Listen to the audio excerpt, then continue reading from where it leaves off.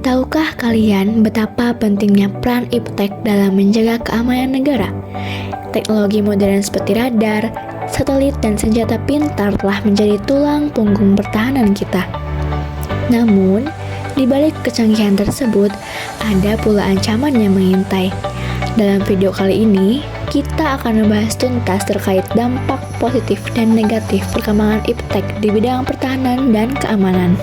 Iptek atau ilmu pengetahuan dan teknologi memiliki manfaat untuk membangun suatu negara menjadi negara maju. Namun, jika tidak digunakan dengan tepat, kemajuan iptek juga bisa merugikan warga negara. Seperti yang kita ketahui, Indonesia adalah negara dengan masyarakat yang majemuk dan beragam. Jika tidak digunakan dengan baik, maka kemajuan iptek akan berdampak negatif pada bidang pertahanan dan keamanan di Indonesia. Berikut merupakan dampak positif adanya iptek dalam bidang hukum.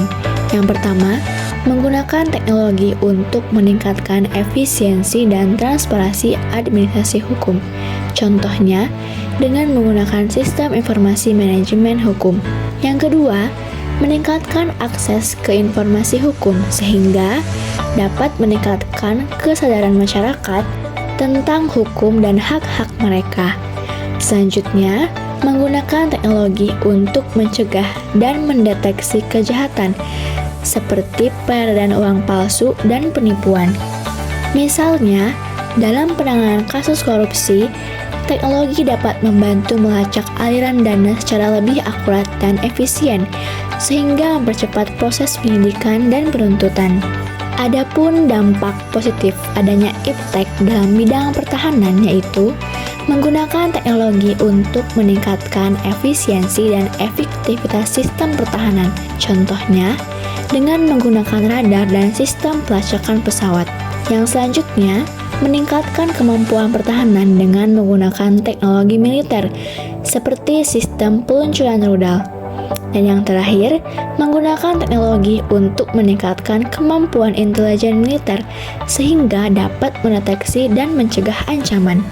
Dampak positif terkait perkembangan iptek yang terakhir yaitu dalam bidang keamanan, menggunakan teknologi untuk meningkatkan efisiensi dan efektivitas sistem keamanan dengan menggunakan kamera pengawas dan sistem alat pelacak.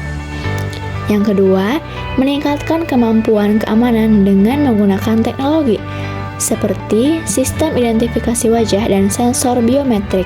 Dan yang terakhir, menggunakan teknologi untuk meningkatkan kemampuan penanggulangan bencana seperti tsunami dan banjir.